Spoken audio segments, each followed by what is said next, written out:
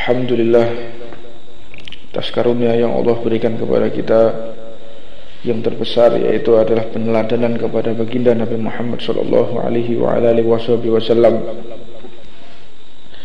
Semakin besar peneladanan yang kita ikuti kepada Rasulullah, maka semakin kita dimuliakan oleh Allah Subhanahu wa taala. Sesungguhnya Allah sudah berfirman memberikan petunjuk untuk melalui kehidupan ini dengan Al-Quran.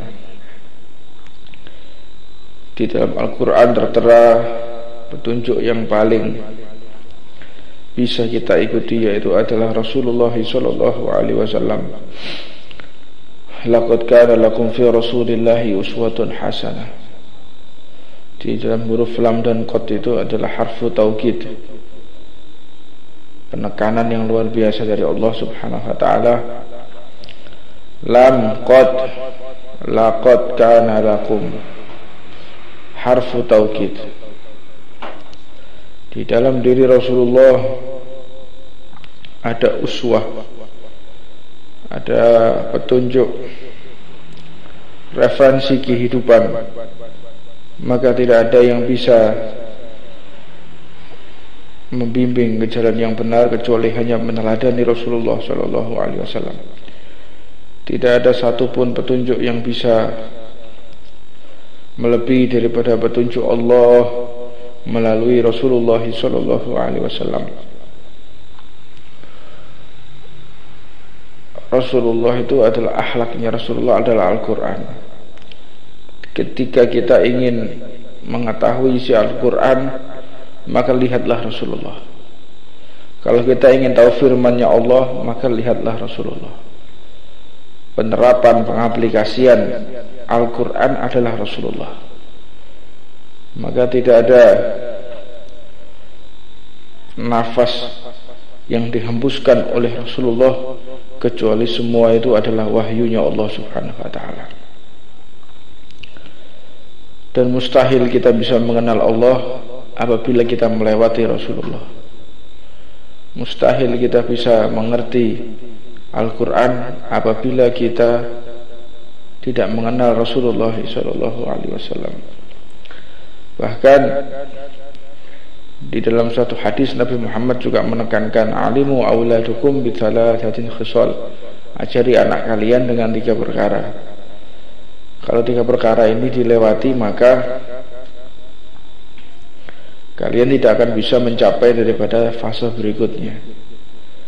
Tidak mungkin seseorang itu bisa kuliah apabila dia melewati sekolah dasar, melewati sekolah menengah pertama, dan terakhir sekolah menengah atas, baru dia bisa masuk ke jenjang perkuliahan. Beda lagi kalau orang udah paket C, paket kejar tayang, terpaksa, baru bisa menggunakan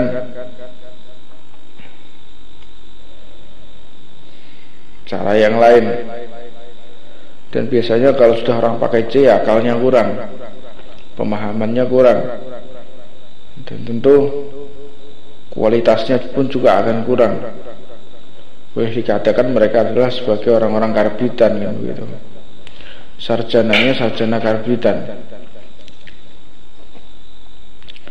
Alimu auladakum, ajari anak kalian dengan 3 perkara.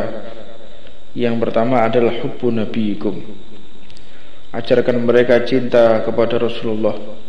Tanamkan di hati mereka cinta kepada Rasulullah. Kalau sudah berhasil kita menanamkan cinta kepada Rasulullah, maka selanjutnya, kalau tidak, jangan, pertahankan di situ. Apabila dia sudah lulus untuk mencintai Rasulullah melebihi dari apapun, maka ajarkan berikutnya. Yang kedua, tambahkan untuk mereka mencintai Ahlul Baitnya Rasulullah. Ahlul Bait, keluarga Rasulullah, ini ada beberapa kedudukan. Ada makom zakat. Makom zakat itu orang yang menerima zakat. ya, makom zakat itu orang yang menerima zakat atau orang yang tidak boleh menerima zakat. Siapa yang tidak boleh menerima zakat? Yaitu adalah keluarga Rasulullah. Zuriyah Nabi itu tidak boleh menerima zakat. Jadi keluarga Rasulullah, para habaib, makom zakat, makom nasab, makom darah daging itu tidak boleh menerima zakat. Tidak boleh. Habaib itu tidak boleh makan uang zakat, haram. Karena apa? Karena zakat itu adalah kotoran, sedangkan mereka tidak boleh makan kotoran. Kalau kita mau ngasih mereka, katakanlah ini adalah hadiah, bukan ini adalah zakat. Jadi kalau kita mau ngasih habaib zakat, Anda salah tempat, karena mereka tidak boleh menerima zakat. Namun ada pertimbangan yang lain, mereka boleh menerima untuk saat ini. Apa sebab? Karena sudah tidak ada namanya baitul mal, maka mereka boleh menerima zakat. Kalaupun sudah benar-benar terpaksa, keadaan yang mendesak, baru mereka boleh menerima zakat. Yang kedua, masalah intisabil ilm, yaitu nasab keilmuan warganya Rasulullah. Siapa mereka? Para ulama, para kiai, para tuan-tuan guru. Mereka adalah keluarga Rasulullah SAW dengan makom kedudukan sebagai para pewaris. Al-ulama warathatul anbiya. Sesungguhnya para ulama itu adalah para pewarisnya Rasulullah SAW. Yang ketiga, siapa sih keluarga Rasulullah itu? Humul mu'minin. Mereka adalah orang-orang yang beriman kepada Allah, beriman kepada Rasulullah SAW. Mereka adalah orang-orang yang memiliki kedudukan sebagai keluarga Rasulullah. Innamal mu'minuna ikhwah. Sesungguhnya sesama orang Islam itu adalah saudara.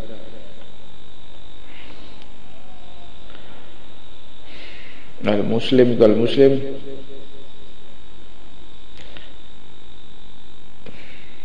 kal jasadil wahid. Dia mengatakan al-muslim ma'al-muslim, antara saudara satu dengan yang lainnya mereka seperti saudara. Maka kedudukan ini kedudukan orang-orang yang memiliki, mengenal bahwa persaudaraan itu sudah diikat oleh Rasulullah SAW, dan persaudaraan ini sangat penting sekali. Sebelum turun ayat perintah untuk sholat, diajarkan oleh Nabi Muhammad itu untuk melaksanakan, menjalin silaturahmi. Di sini menunjukkan perjuangan pertama itu bisa berhasil manakala bisa menambahkan silaturahmi. Kalau tidak bisa silaturahmi, memutus silaturahmi, mana mungkin perjuangan itu akan berhasil? Tidak bisa. Perjuangan itu berhasil ketika kita bisa mengikat batin antara satu dengan yang lainnya, seperti kal jasadil wahid. Seperti apa? Seperti tubuh ini. Tubuh ini tidak mungkin tangan itu berjalan dua-duanya ke depan dan kedua-duanya ke belakang. Tidak mungkin, aneh pasti. Manusia kalau berjalan itu tangan kanan di depan, tangan kiri di belakang. Enggak mungkin kedua tangan itu berjalan di depan. Tidak mungkin. Kaki juga demikian. Kaki itu kalau berjalan enggak mungkin dua-duanya di depan dan dua-duanya ke belakang. Enggak bisa. Harus kanan kiri. Ini adalah ibarat ketika kita bersaudara di kehidupan ini. Kalau ada saudara kita di depan, kita harus di belakang. Jangan kita ingin mendahului. Kalau saudara kita yang berperan di masyarakat, memimpin masyarakat, maka kita harus di belakangnya. Tidak boleh kita di depannya. Maknanya apa?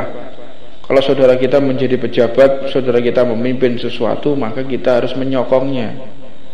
Tidak boleh kalau kita sesama umat Islam itu ada salah satu saudara kita menjadi pejabat lalu nggak benar, kita tidak boleh langsung mencacinya, nggak boleh mencercanya, harus menasehati, dan menasehati dengan cara yang baik. Kenapa dikatakan yang baik?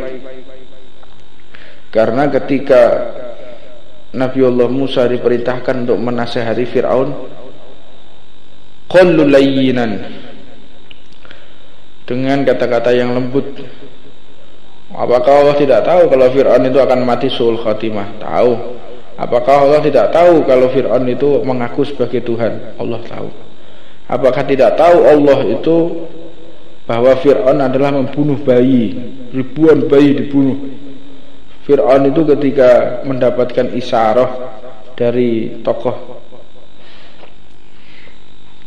supernaturalnya, dari pembisik-pembisiknya Fir'aun, bahwa mereka mengenal dengan jin, ya. Jin dikenal, ya. Dikenal jin, akhirnya mengintip, ya. Mengintip yang ada di Lauhil Mahfud. Makanya kalau ada meteor jatuh itu bukan meteor, itu adalah kalau bahasa kita tuh ada namanya bintang berpindah, ya. Bintang ono lintang aleh. Jadi wong Jawa ku lintang aleh. Bintang berpindah. Wah, ini ada sesuatu. Itu banyak ulama yang menjelaskan bahwa itu adalah jin yang ditampar oleh malaikat ketika dia mengintip di Lauhil Mahfud, sehingga pindah ke tempat yang lain. Untuk apa? Memberikan kabar kepada kahin, kepada dukun, apa yang akan terjadi. Itu sifatnya adalah kahin, dukun. Nah, pada masa itu dukun-dukun memberikan saran kepada Fir'aun untuk membunuh semua nabi, untuk membunuh semua bayi laki-laki, untuk membunuh semua bayi laki-laki, karena bayi yang akan lahir ini salah satu yang akan membinasakan kerajaan Fir'aun. Maka Fir'aun pun memerintahkan membunuh semua bayi laki-laki, sehingga yang selamat adalah bayinya Nabiullah Musa. Benar yang dikatakan. Dengan apa? Dengan dibuang ke sungai oleh ibunya. Tawakal dibuang ke sungai oleh ibunya, bayi Nabi Musa, sambil mengatakan, aku titipkan kau kepada Allah Subhanahu wa ta'ala. Jadi ibunya para nabi itu semuanya muslim, beriman kepada Allah. Tidak ada orang yang memiliki kedudukan sebagai nabi memiliki orang tua kafir, tidak ada. Tidak bisa. Allah itu menitipkan nurnya, Allah menitipkan cahaya kepada orang-orang yang tidak beriman kepada Allah. Tidak ada. Ibu semua para sahabat ibu daripada semua nabi-nabinya Allah itu adalah orang yang beriman kepada Allah. Tidak mungkin nabi lahir dari seseorang yang kafir, tidak mungkin. Apalagi ibunya Rasulullah SAW sebagai Habibullah, sebagai orang yang paling dicintai oleh Allah Subhanahu wa ta'ala. Maka akhirnya ditemukanlah Nabi Allah Musa dengan istrinya Fir'aun. Dan ketika Fir'aun pun melihat Nabi Allah Musa, rupanya bisa mencuri hatinya Fir'aun. Senang Fir'aun senang dengan Nabi Allah Musa, bayinya Nabi Allah Musa. Tetapi Fir'aun diberikan kabar, mungkin anak ini nanti yang akan membunuhmu. Kalau sudah bayi semua sudah dibunuh, tinggal satu ini, bisa jadi satu ini, makanya mau dibunuh. Ketika mau dibunuh, istrinya Fir'aun mengatakan, jangan kau bunuh, engkau aja yang mendidiknya, didiklah sendiri, asuh sendiri Fir'aun itu, ya, asuh sendiri, sehingga engkau yang bisa mendidik, engkau yang mendoktrinnya, jadi nggak mungkin mengkhianatimu. Tidak, aku tetap harus membunuh dia. Sudah, gini aja, buat satu cara biar engkau yakin. Ya sudah, kalau begitu sediakan api dan sediakan buah. Silahkan, kalau yang dimakan buah oleh anak ini, maka saya akan membunuhnya, akan memenggalnya. Namun kalau yang dipilih adalah api, maka saya akan membiarkan dia hidup. Maka akhirnya bayi tersebut, bayi Nabi Allah Musa, dibaringkan, duduk, terus disediakan api dan disediakan buah. Ketika merangkak, yang dipilih adalah buah, maka malaikat Jibril dibelokkan sama malaikat Jibril sehingga memilih api dan dimakan. Nah, maka di situ Nabi Allah Musa itu orang yang pelo. Nabi Musa nggak bisa ngomong karena apa? Bayinya itu lidahnya terbakar. Makanya butuh Nabi Allah Harun untuk menjelaskan apa yang disampaikan oleh Nabi Allah Musa. Nabi Musa itu nggak bisa berbicara, ngomongnya pelo. Jadi untuk menerjemahkan Nabi Allah Musa itu butuh namanya Nabi Allah Harun. Masyarakat nggak tahu apa yang disampaikan oleh Nabi Allah Musa melalui Nabi Allah Harun. Nah, di situ diceritakan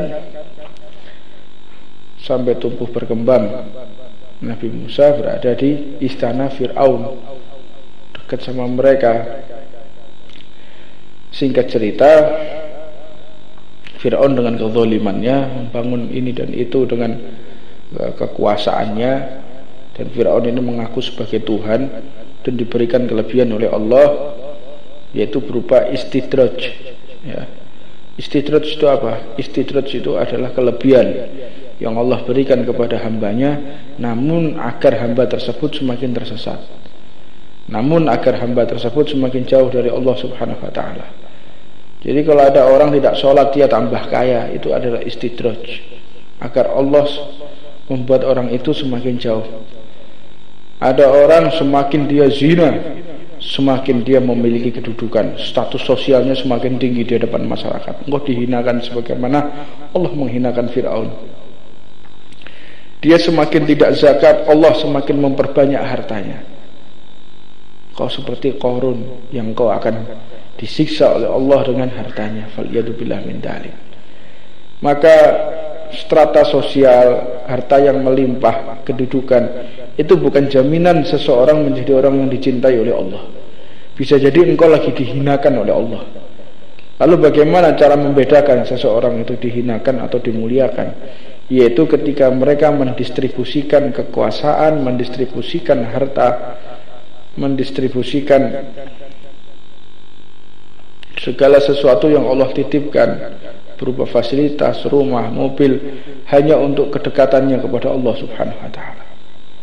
Dia punya rumah, digunakan rumahnya baca maulid, digunakan rumahnya untuk membaca tahlil, digunakan rumahnya untuk syiar-syiar Islam, maka rumah tersebut adalah rumah karunia dari Allah. Namun dia memiliki rumah menjulang dengan dinding yang sangat tinggi, namun di dalamnya adalah orang yang bermaksiat, meninggalkan sholat, mungkin dengan tontonan-tontonan yang Allah tidak ridho, maka engkau dalam keadaan dihinakan oleh Allah Subhanahu wa ta'ala. Atau mereka punya kendaraannya digunakan untuk maksiat, digunakan di tempat-tempat yang haram, maka engkau lagi dihinakan oleh Allah. Begitu juga dengan ketika seseorang diangkat strata sosialnya, dia menjadi pejabat, namun dia melalaikan sholat, namun dia berbuat zalim, mendukung, penanya, tanda tangannya digunakan untuk mendukung orang-orang yang ingin bermaksiat kepada Allah. Tanda tangannya digunakan untuk melegalkan tempat-tempat prostitusi. Tanda tangannya digunakan untuk melegalkan tempat minuman keras. Strata sosialnya tinggi, tanda tangannya laku dan diikuti oleh orang, bahkan tanda tangannya tersebut menjadi panutan. Namun tanda tangannya digunakan untuk mendukung segala sesuatu untuk melawan keputusan peraturan Allah Subhanahu wa ta'ala. Berarti engkau lagi dihinakan oleh Allah, sebagaimana Allah menghinakan seorang raja yang bernama Fir'aun. Fir'aun itu adalah raja, penguasa, namun yang terkenal bukan karena rajanya, tetapi karena kedzalimannya. Zalim yang luar biasa, zalim yang luar biasa, kejam yang luar biasa. Namun intinya Nabi Allah Musa tetap untuk berbicara dengan berbicara yang qaulul layyinan, berbicara yang lemah lembut, yang sopan. Kalaupun para pejabat kita, contoh di Indonesia, mereka memiliki kesalahan, apakah mereka berbuat seperti Fir'aun? Katakanlah mereka salah, mereka keliru. Apakah kekeliruan mereka melebihi Fir'aun? Apakah kezaliman mereka melebihi Fir'aun? Apakah mereka membunuh semua bayi? Tidak. Apakah mereka membunuh semua orang? Tidak.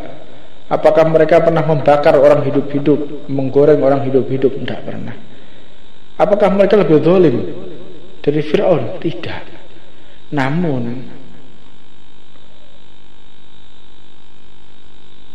kenapa kita harus mencaci maki? Kenapa kita harus berkata-kata kotor? Yang Fir'aun yang begitu zalimnya, Fir'aun yang begitu jahatnya, yang begitu kejamnya, Allah masih memerintahkan untuk berkata yang baik. Lah, apakah pejabat kita, orang-orang yang memiliki kekuasaan namun salah menggunakan kekuasaannya melebihi Fir'aun? Tidak. Jika Fir'aun yang sekejam itu Allah melarang untuk berkata yang kasar, berkata caci maki, namun kenapa masyarakat yang katanya mengikuti Rasulullah yang lebih afdal daripada Nabi Musa, kenapa kita seperti itu? Cara-cara penyampaian dengan cara-cara yang jelek ini ibarat seseorang sedekah namun dengan cara yang salah. Seperti apa? Memberikan sedekah dari uang curian, dari uang korupsi, salah. Memberi makan anak-anak yatim, itu adalah bagian yang baik. Namun jika bahannya dari bahan-bahan yang tidak benar, maka dosa. Memberikan orang sedekah untuk buka puasa baik, namun menggunakan dengan daging yang haram, itu menjadi tidak baik. Begitu juga ke seseorang yang berdakwah. Seseorang berdakwah dengan dakwah menyampaikan tujuan baik namun caranya salah, ya sama seperti itu. Tukang caci maki, kata-kata kotor. Tujuan Anda baik, tujuan Anda untuk menyadarkan mereka. Namun kalau cara Anda salah, berarti Anda tidak sesuai apa yang diinginkan oleh Rasulullah, tidak diinginkan sesuai dengan keinginan Allah Subhanahu wa ta'ala. Tegas itu beda ya. Berkata tegas dengan berkata kasar itu berbeda ya. Tegas harus tegas. Fa idza duya haqqallahi lam yakum ahadun lighadabih. Marah tegas. Rasulullah itu kalau berkenaan dengan masalah syariat, lam yakum ahadun lighadabih. Tidak ada satupun makhluk yang dapat menahan kemarahan Rasulullah. Fa idza duya haqqallah, bila sudah berkenaan dengan masalah hukumnya Allah, marah Nabi Muhammad. Lam yakum ahadun lighadabihi. Tidak ada satupun orang makhluk yang dapat menghalangi atau menurunkan kemarahan Nabi Muhammad. Tapi nggak pernah berkata kotor, nggak pernah mengutuk, nggak pernah mengutuk, kecuali orang-orang yang memang benar-benar dikutuk oleh Allah. Nabi Muhammad tuh mengutuk pernah. Karena Nabi Muhammad ini mengerti orang-orang ini pasti mendapatkan kutukan, karena Rasulullah mengutuk. Terus kita jangan ikut-ikutan yang seperti itu. Orang ini pasti dikutuk oleh Allah, maka kita katai aja, kita caci maki aja, karena dia adalah orang-orang dikutuk. Kita tahu dari mana. Orang kok berharap orang ini dikutuk. Berharaplah semua orang itu masuk surga. Jangan berharap semua orang ini masuk neraka. Jangan berharap orang ini mendapatkan kutukan dari Allah. Berharap ya, ada pejabat zalim, berharap dia dapat hidayah sehingga dia seperti para sahabat yang sebelumnya kafir dan masuk Islam gitu. Ada pejabat kejam, ada orang kuat kejam, Anda jangan berdoa supaya dia dikutuk, jangan. Berdoalah sebagaimana Umar bin Khattab dulu sudah menghunuskan pedang, maka dia menjadi sahabat Rasulullah dan sekarang ini berbaring di makam, samping makam Rasulullah SAW. Kalau ada orang zalim, doakan, ya Allah mudah-mudahan dia mendapatkan hidayah. Jangan kita doakan yang jelek, mudah-mudahan orang-orang itu dibinasakan oleh Allah. Jangan dia begitu. Itu rekonya habaib. Kalau orang ingin mengikuti peneladaan kepada Rasulullah, tidak pernah menggunakan doanya untuk mencaci maki, tidak pernah menggunakan doanya untuk membuat orang itu masuk neraka. Bahkan Sayyidina Husain bin Ali, Sayyidina Husain ibn Rasulullah sallallahu alaihi wasallam, putra Rasulullah Sayyidina Husain, beliau itu adalah ketika beliau wafat itu dalam keadaan yang mengenaskan. Jadi sebelum beliau itu wafat, kenangan beliau kepada Rasulullah luar biasa. Beliau itu adalah cucu kesayangan Nabi Muhammad. Jadi pernah suatu ketika Sayyidina Husain itu ceramah menirukan kakeknya Rasulullah. Jadi Sayyidina Husain itu selalu ada di samping Rasulullah. Ketika Nabi Muhammad seperti apa yang kita lakukan pada malam hari ini, beliau mengajarkan hukum-hukum Allah, mengajarkan masalah fikih, masalah Quran. Beliau menjelaskan tentang masalah bagaimana kaifiyatul, tentang penjelasan tentang masalah Rasulullah, tentang masalah kisah-kisah para nabi. Maka Sayyidina Husain memperhatikan Nabi Muhammad. Perhatikan. Begitu majelis selesai, beliau langsung pulang dan beliau naik di atas meja menirukan Rasulullah SAW. Ditirukan Nabi Muhammad. Akhirnya, jadi anak sekecil itu menirukan Nabi Muhammad, ditirukan oleh Sayyidina Husain. Wah, bagaimana Rasulullah, cara bahasanya, gaya gerak-geriknya persis seperti Rasulullah. Pada usia masih sekitar 3-4 tahun, menirukan Nabi Muhammad. Akhirnya anak kecil kan begitu, melihat favoritnya. Kalau habis lihat film Superman, ya seperti Superman kan gitu ya, lari-lari ya. Kalau dia habis lihat film yang favoritnya, maka dia menirukan aksi daripada film tersebut. Nah, ini yang ditiru adalah Nabi besar Muhammad Sallallahu Alaihi Wasallam. Maka kenalkan anak-anak kita dengan para pewarisnya. Maka yang ditiru adalah pewarisnya Rasulullah. Kalau kita kenalkan anak-anak kita dengan tokoh-tokoh aktor-aktor film-film Hollywood lah, atau film-film yang lain, apa sekarang film Korea, ya akhirnya mereka seperti itu. Mereka meniru apa yang mereka lihat. Akhirnya mereka tumbuh cinta dengan mereka, orang-orang kafir. Fal'idzubillah min dzalik. Nah, Sayyidina Husain senantiasa memperhatikan Rasulullah, bagaimana cara bicaranya Nabi Muhammad, cara jalannya, cara duduknya, cara menyampaikan. Wah, begitu pulang langsung disampaikan. Annahu, persis kayak bahasanya anak umur 3-4 tahun. Akhirnya Sayyidatina Fatimah melaporkan hal ini kepada Rasulullah. Wahai Rasulullah, wahai ayahku, apakah engkau tidak tahu cucumu Husain kalau pulang dari majelismu itu menirukan? Masa iya menirukan? Nanti kapan-kapan engkau sembunyi dan melihat bagaimana aksi cucumu menirukan. Maka akhirnya sebagaimana biasa selesai majelis langsung selalu seperti itu Sayyidina Husain. Sayyidina Husain itu mulai kecil selalu nempel kepada Nabi Muhammad. Bahkan ketika beliau umur 1 tahun itu selalu duduk di dadanya Nabi Muhammad dan senantiasa mencium bibir Rasulullah dan menelan liurnya Rasulullah. Sayyidina Husain itu senantiasa menelan air liurnya Rasulullah, mencium bibir Nabi Muhammad.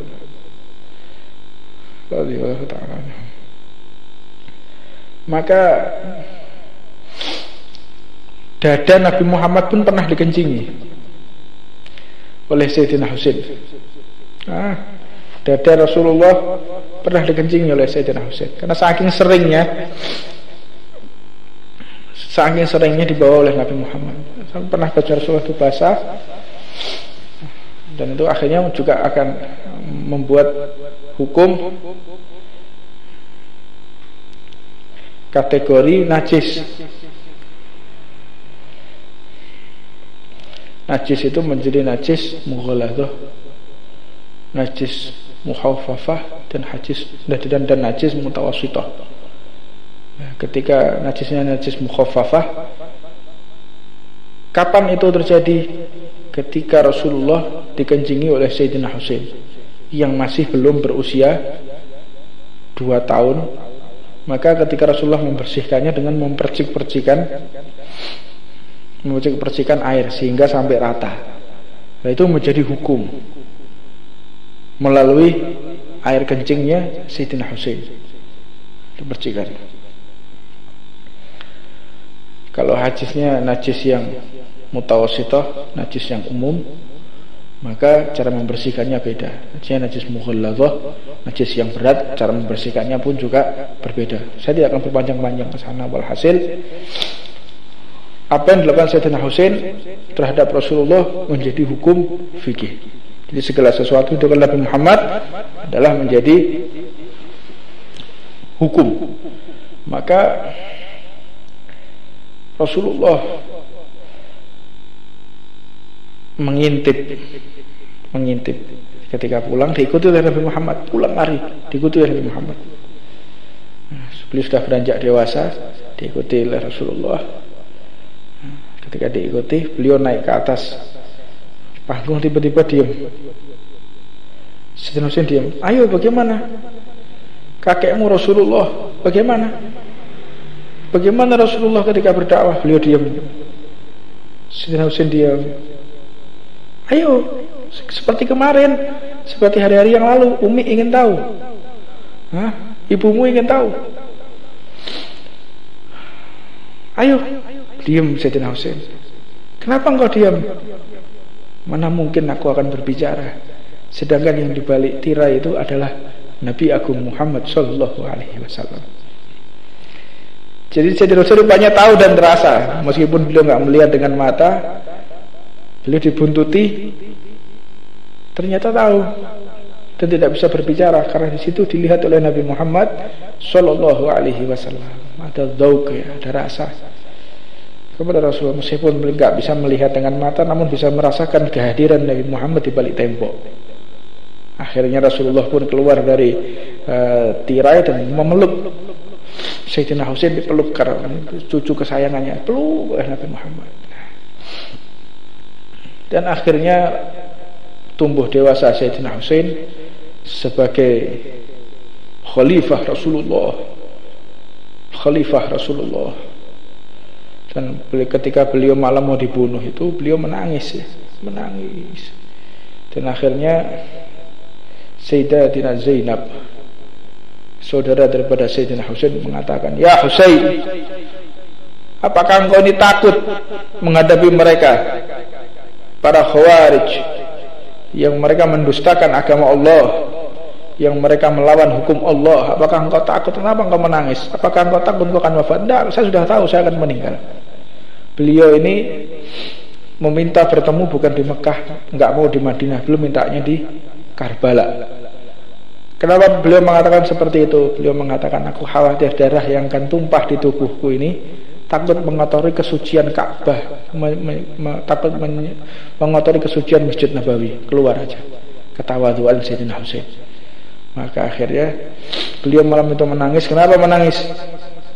Beliau mengatakan, aku menangis, aku melihat orang-orang yang membunuhku, memukulku, mereka semua diazab oleh Allah dan dimasukkan ke neraka. Aku menangis karena itu, sebab aku tidak mau ada orang yang masuk neraka gara-gara aku. Aku mau semua orang ini masuk surga gara-gara aku. Aku doakan mereka agar diampuni oleh Allah. Ini adalah thariqah Sadatuna Habaib, para dzurriyyah Nabi Muhammad. Mereka tidak mengajarkan kebencian kepada siapapun. Mereka tidak mengajarkan kebencian kepada apapun. Ada orang yang zalim, doakan dapat hidayah. Ada orang yang zalim, doakan mereka mendapatkan petunjuk dari Allah, sehingga mereka mendapatkan ridho dari Allah Subhanahu wa ta'ala. Bukan kita malah mencaci, mengkutuknya. Tidak. Itu bukan bagian daripada darah kami, darah dzurriyyah Nabi Muhammad SAW. Darah kami, darah daging kami ke atas sampai kepada guru-guru kami. Mereka semua adalah orang-orang yang rahmat, orang-orang yang penuh kasih sayang. Tidak pernah sedikit pun mendoakan agar orang itu celaka, agar orang itu mendapatkan kutukan, agar orang itu binasa. Tidak. Kita, leluhur kita, Semuanya adalah orang-orang yang memiliki ikatan dengan Nabi Muhammad dan berharap semua orang ini masuk ke dalam surga. Bukan berharap orang tersebut binasa, bukan berharap orang tersebut mendapatkan kutukan dari Allah. Namun ingat, Allah itu maha sensitif. Allah itu maha sensitif. Allah itu memiliki kecemburuan kepada dzurriyyah Nabi Muhammad. Mereka adalah buah hati Nabi Muhammad. Dzurriyyah Nabi itu adalah buah hati Rasulullah.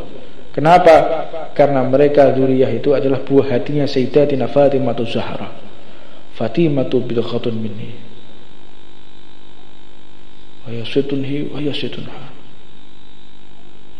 Fatimah itu adalah buah hatiku. Barang siapa membuat hatinya senang, berarti membuat hatiku senang.